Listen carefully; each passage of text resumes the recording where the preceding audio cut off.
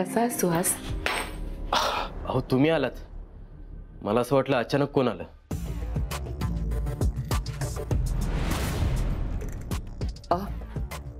हीच ती चावी आहे ना महत्वाची तिजोरीची?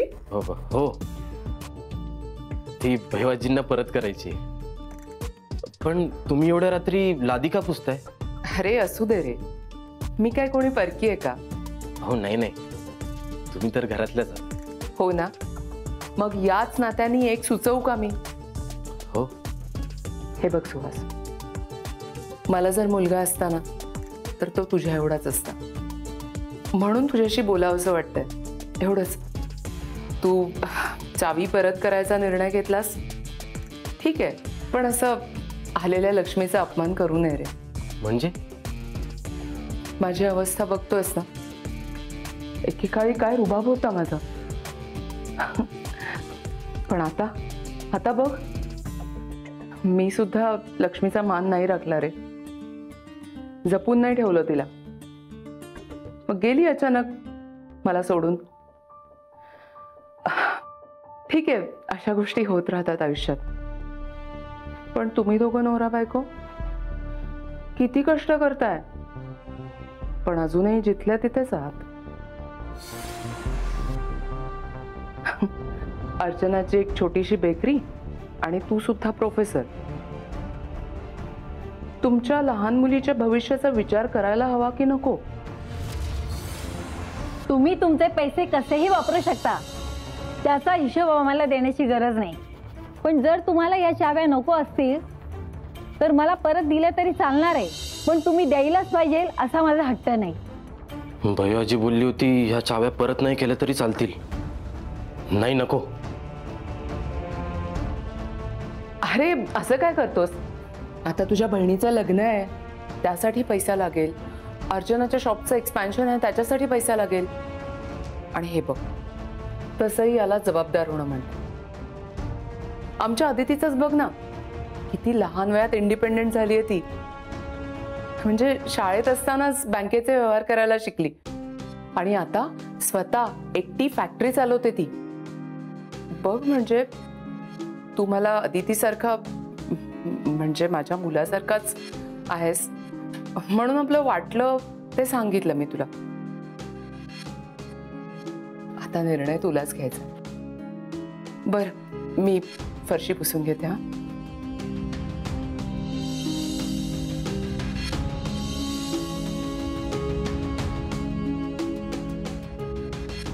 सिद्धार्थ, सगळी धूळ साफ केली मी. एक मिनिट. हा, काय सुरू आहे? काहीच कळत नाही, नक्की काय चालू आहे यांच्या डोक्यात. सुहास, हा मोठी बाई आणि आप्पांनी बोलवलंय तुला. ठीक आहे, चल.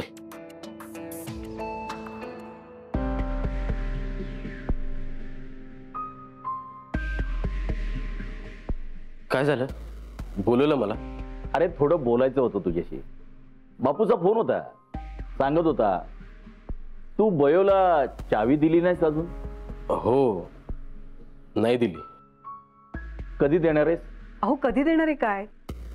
देईल आता, विसरला असेल गडबडीत. हो ना सुहास? हो, म्हणजे ते नाही, आपलं ते. सुहास, काय झालंय? तुला काही पैशाची अडचण आहे का? अरे अडचण असेल तर आपण तात्या बहिणीशी बोलूयात ना. हो, आणि तुला बोलायला भीती वाटत असेल तर मी बोलू का? नाही नाही, तसं काही नाहीये. अहो, काही लपवताय का माझ्यापासून? सुहास, काय झालंय का? हे बघा, तुम्हाला वाटतंय तसं काही नाहीये आणि काही अडचणी नाहीये सध्या. मग काय प्रॉब्लेम आहे? पैसे कधी लागू शकतात ना. अगदी बरोबर आहे तुझं, पैसे कधीही लागू शकतात. तुला जेव्हा लागतील ना तेव्हा मागून घे, कुणी नाही बोलणार नाही तुला. हो, आणि चांगल्या कामासाठीच ते पैसे वापरणार आहेस ना तू, मग तात्या आणि बयोबाई नाही म्हणणार नाहीत तुला. मान्य आहे, पण प्रत्येक वेळेस पैसे मागायला बरोबर वाटत नाही ना. मी बोलतो बापूंची. म्हणजे तुम्ही चावी स्वतःकडे ठेवायचं ठरवताय? हो.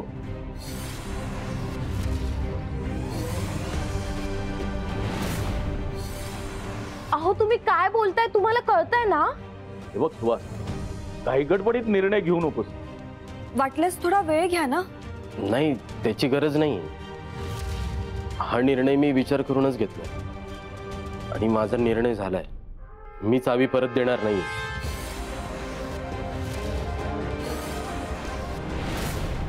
म्हणजे सुहासचं मन वळवण्याचं काम मॅडमनी केलंय?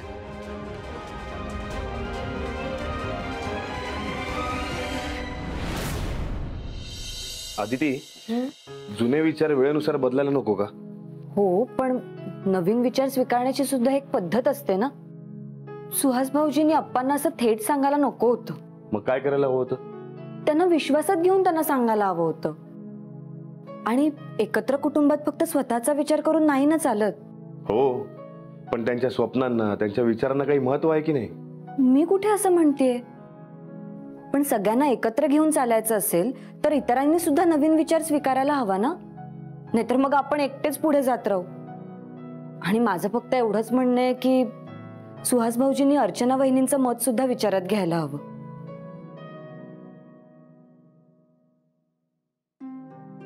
सिद्धू दादा, अरे मला तुझ्याशी जरा बोलायचं होतं. अरे मग बोल ना.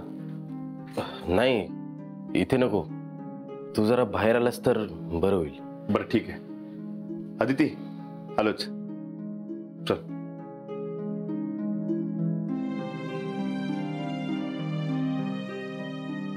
सुहास भाऊजींना नक्कीच चावी संदर्भात बोलायचं असणार. तेव्हा प्लीज सुहास भाऊजींचा निर्णय बदलू दे.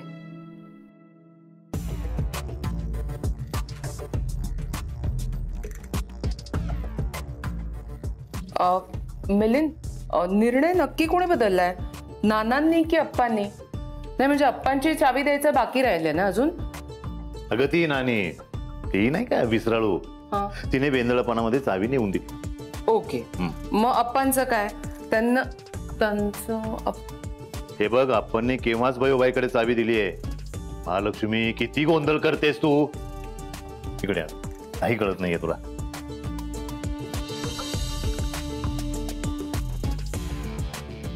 सपोज टू बी ही आपली आदिती आणि हे तिचे सासरे अप्पा. ओके, मग तात्या कोण? तात्या तिचे अजय सासरे. हे बघ, तुला समजावून सांगण्यात काही पॉइंट नाहीये.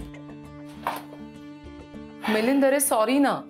अरे एक तर आधीच या घरामध्ये जिल्हा बसलाय अख्खा, आणि त्यात मी इतक्या दिवसांनी इथे आली आहे. मला नाही ना ती लक्षात येते पटकन. सॉरी काय? कुणी कुणाला चावी दिली, कुणी चावी घेतली, काही लक्षात राहत नाहीये तुझ्या. मिलिंद, अरे असं काय करतोस? तुझ्या प्लॅन मध्ये मी आत्ता ऍड झाले की नाही? मग नाही लक्षात येते पटकन माझ्या. त्यात मी हा सगळा चावीचा तमाशा मिस केलाय.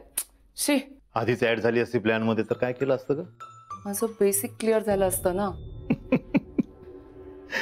तू काय 12वीची एक्झाम देते का बेसिक क्लिअर व्हायला?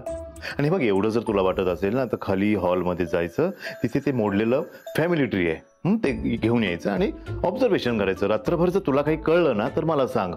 Good idea Milind. मी करते स्टडी. थँक्यू. क्या खूब लगती हो, बड़ी सुंदर दिखती हो, फिर से कहो, कहते रहो, अच्छा लगता है, जीवन का हर सपना अब सच्चा लगता है. ओ क्या खूब लगती हो, बड़ी सुंदर दिखती हो. नाही नाही आवडलं? दुसरं म्हणू? काही गरज नाहीये. अरे मग काय करू? म्हणजे तू जेवशील हे सांग. तुम्ही शांत बसा हो. असं काय करतेस बयो? तुम्हाला सांगितलं ना एकदा, मला काहीही खाण्याची इच्छा नाही म्हणून. अगं असा हट्ट करून कसं चालेल?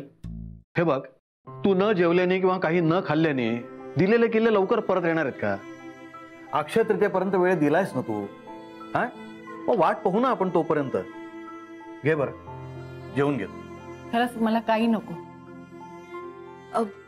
सॉरी, मी चुकीच्या वेळी आले. अगं नाही, वेळेवर आली.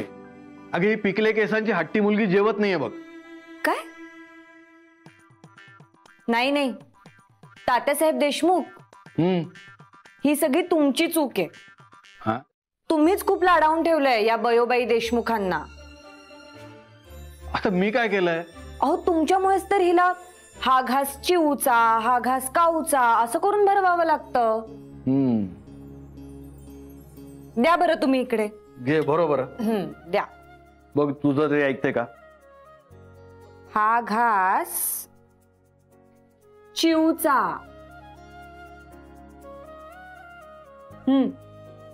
हे बरं आहे तुमचं आजीचं आणि नाचसुनेचं गुळपीठ. आम्ही इतका वेळचा मस्का मारतो त्याला काही किंमतच नाही. हे बघा, तुमचं हे लहान मुलांसारखं वागणं बंद करा बघू आधी. बर ठीक आहे. जेवते मी. बंद. खा आता. म्हणून मला तुम्ही सगळे खूप आवडता. बयोआजी, तुम्ही हसत राहिलात ना की मग हे घर सुद्धा हसत राहते. बापू, ही नमा जाऊ दे. हा सुहास, ज्याला चावी द्यायची नाहीये. ही सुहासची बायको अर्चना, जिला चावीचं टेन्शन आहे. हिला चावी द्यायची आहे. नाही, पण सुहासला चावी द्यायची नाही. काय चाललंय? काय मला काही कळतच नाहीये. कसला गोंधळ होतोय. मॉम, हा, काय इथे बसून काय करतेस तू? सध्या घरात जसा चाव्यांचा गोंधळ सुरू आहे ना, तसा माझ्या डोक्यात नावांचा आणि नात्यांचा गोंधळ सुरू आहे. काय? खूप दिवसांनी आली आहे ना इथे, त्यामुळे जरा नावांचा गोंधळ होतोच आहे. उगीच कोणालाही कुठल्याही नावानी हाक मारली आणि त्यांना राग आला तर. म्हणून मी जरा फॅमिली ट्री बघतीये, हे फोटोज बघतीये आणि मेमरी रिकॉल करण्याचा प्रयत्न करतेय. पण तरी गोंधळ होतोच आहे माझा. मॉम मॉम ऐक, दे इकडे सगळे फोटोज. हे बापू काका. हा, आणि या ताई काकी. हा. बापू काका आणि ताई काकींचा मुलगा म्हणजे सुहास भाऊजी. सुहास, अरे मला ना कळतच नाही यातला मी कोणता आणि तू कोणता. डावीकडचा मी आहे. अरे नाही रे, तो मी आहे. अरे दादा, डावीकडचा मी आहे. अब हा तू आहेस.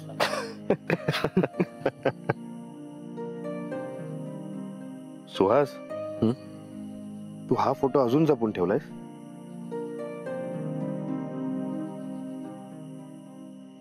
आणि आत्तापुरता नाही, हा फोटो मी कायम जपून ठेवणार आहे. सिद्धू दादा, अरे तुझ्यासारखं वागण्याचा प्रयत्न करत मी लहानसा मोठा झालो रे. आता विषय निघालाच आहे म्हणून एक गोष्ट सांगू. लहानपणापासून तू माझं इन्स्पिरेशन आहेस रे. खरंच? हो मग. हो, आता तू अमेरिकेला जाणार आहेस म्हणून थोडं वाईट वाटतंय मला, पण ते तुझं स्वप्न आहे आणि त्याच्यासाठी तू खूप प्रयत्न करतोस हे बघितलंय मी, आणि हे इन्स्पायरिंग आहे माझ्यासाठी. पण या नादात तू मध्ये मध्ये भरकटला होतास. तू खूप चुकाही केल्यास, पण त्या तू मान्य सुद्धा केल्यास रे, आणि हे इन्स्पायरिंग आहे माझ्यासाठी. पण त्या दिवशी बयोआजी आणि तात्यांच्या मॅरेज अॅनिव्हर्सरीच्या रात्री तर नाही नाही, त्या रात्री चुकलो मी. नाही दादा, हे बघ, तू इतरांना जे काही बोललायस ना ते बरोबर आहे की चुकीचं हे मला नाही माहिती, पण तू त्या दिवशी माझी कानउघडणी केलीस रे. हे बघ दादा, तू त्या दिवशी इतका स्पष्ट बोलला नसतास तर इतका ठामपणे मी निर्णय घेऊ शकलो नसतो. आता बापू घरी नाही येत म्हणून ती चावी माझ्याकडे आली आणि तो निर्णय आता मला घ्यायचा, आणि माझा निर्णय झालाय. मी ती चावी परत करणार नाही. मला वाटलं होतं मी याचा अपमान करून याला दुखावलं, पण नाही. आधी तिचे डॅड म्हणाले ते खरं आहे. प्रत्येकाला त्यांच्या स्वप्नांची आणि कर्तव्यांची जाणीव करून दिली मी. सुहास, तुला मनापासून वाटतंय ना का मी बोललो म्हणून? नाही दादा, तू बोललास म्हणून ऍटलीस्ट मला कळलं तरी की हे कुठे चुकतोय ते, आणि मी इतक्या ठामपणे हा निर्णय घेऊ शकलो. आणि आता जो हा माझा निर्णय आहे तो माझा आहे, आणि मी तो खूप विचार करून घेतलाय. हो, पण इतरांना तो निर्णय पटणारी नाही आणि आवडणारी नाही. तू ठरवलंयस ना, मग आता तू तुझ्या निर्णयावर ठाम राहा. घाबरू नकोस. अरे मला सगळ्यांबद्दल सुद्धा असंच वाटतं रे. प्रत्येकाने आपापल्या मनासारखं जगावं, आणि त्यात काहीच कठीण नाहीये. खरंच काहीच कठीण नाहीये यात. बघ, लावले सगळे फोटोज जागच्या जागी. हो ना. पण अदिती, मला एका गोष्टीचं नवल वाटतं ग, की तू पहिल्यांदाच या घरात आलीस आणि तुला एवढ्या सगळ्यांची नावं कशी लक्षात राहिली. मॉम, मी या घरात जेव्हा पहिल्यांदा आले ना, तेव्हा सगळ्यांशी माझी फक्त ओळख नाही झाली, तर इथल्या प्रत्येक माणसाशी माझं एक नातं जोडलं गेलं. हळूहळू प्रत्येक जण कळू लागला, सगळ्यांबरोबर एक बॉन्ड क्रिएट झाला. माणसांनी मनात घर केलं ना की त्यांच्या नावांसोबत ती माणसं सुद्धा कायम लक्षात राहतात. आणि माझं तर प्रेम आहे या फॅमिलीवर, आणि प्रेम असलं की सगळ्या गोष्टी सोप्या होतात. आता बघ ना, आधी मला गर्दीची किती भीती वाटायची, आणि आता हीच गर्दी मला हवी हवीशी वाटते.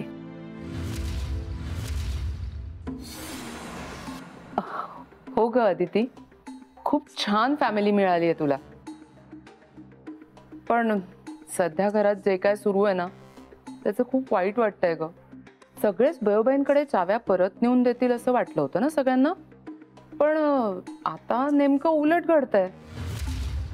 आता काय करायचं? काही करायची गरज नाहीये. ज्यांना वाटेल ते नेऊन देतील चावी बयो आजींकडे, आणि तू नको पडूस यात, होईल सगळं नीट. चल जाते मी. ऐक ना, सॉरी, तू वाईट नको वाटून घेऊस, पण तुला जितक्या स्ट्रॉंगली वाटतंय ना की हा चाव्यांचा जुडगा एक व्हावा, तितकंच इतरांना वाटतंय असं दिसत नाहीये. हो, सगळ्यांना काही वाटू दे, पण हा माझा निर्णय आणि मी याच्यावर ठाम राहणार. फक्त सिद्धू दादा, तू माझ्या पाठीशी असाच कायम उभा राहा. मी या डिसिजनसाठी सुहासला सपोर्ट केलं तर परत मी सगळ्यांच्या नजरेत वाईट होईल. सुहास, हे पाठीशी उभं राहणं वगैरे ठीक आहे रे, पण एक सांगू, तू माझ्यावर अवलंबून राहू नकोस. स्वतःचे निर्णय स्वतः घ्यायला शिक. अरे बघ ना, नाना काकाचं पान आप्पांशिवाय हलत नाही, आणि आप्पा आणि नाना काकांचं पान तात्यांशिवाय. त्यामुळे तू माझ्यावर अवलंबून राहिलेलं मला नाही आवडलं. हो दादा, बरोबर बोलतेस. यापुढे मी माझे निर्णय स्वतःहूनच घेणार. दादा, थँक्स. हे बघ, आता देशमुखांच्या जवळजवळ सगळ्यात सुना बिझनेस वुमन आहेत, तरी अशा काय आहेत? नवरे सांगतील तसं का वागतायत? हे बघ, बयोबाईंनी चाव्या घरातल्या सुनांच्या हातात दिल्या होत्या की नाही, मग त्या चाव्या स्वतःकडे ठेवायच्या की बयोबाईंना परत नेऊन द्यायच्या, हे सुनाच ठरवतील ना. की त्या डिसिजन घ्यायला केपेबल नाहीये? तसं काही नाहीये मॉम. मग आता त्यांना चाव्या द्यायच्या असतील तर त्या सरळ नेऊन देतील ना बयोबाईंना. नवऱ्यांचं का ऐकतायत? त्यांचे नवरे का डिसिजन घेतायत? मॉम, काय म्हणायचंय तुला? हे बघ, तू समजतेस तसं काही नाहीये. नवरा बायको दोघं एकत्र ठरवून डिसिजन घेतात. आता काहींना वाटतंय चावी द्यावी, काहींना नाही वाटत आहे, पण प्रत्येकाला विचार करण्यासाठी अक्षय तृतीयेपर्यंतची वेळ दिली आहे ना. हे बघ, सगळे कपल्स एकमतानेच डिसिजन्स घेतील. सॉरी अदिती, तू रागवू नकोस. मला फक्त इतकंच म्हणायचंय की काहीही झालं तरी बायकांनी त्यांच्या नवऱ्यांना समजवावं, त्यांच्याशी भांडावं, त्या चावीची चोरी करावी, त्यांच्याशी बोलावं, पण चावी स्वतः बयोबाईंना नेऊन द्यावी. खरं तेच बोलतात महालक्ष्मी मॅडम. माझं पण कर्तव्य आहे, आणि हे जर चुकत असतील ना तर ह्यांना समजवलंच पाहिजे. योग्य तो निर्णय घेतलाच पाहिजे, आणि आता ते मी करणारच. ओके,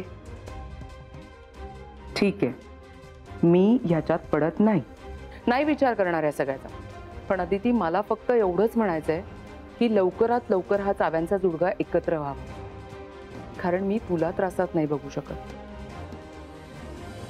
डोंट वरी, सगळं लवकर ठीक होईल. ओके?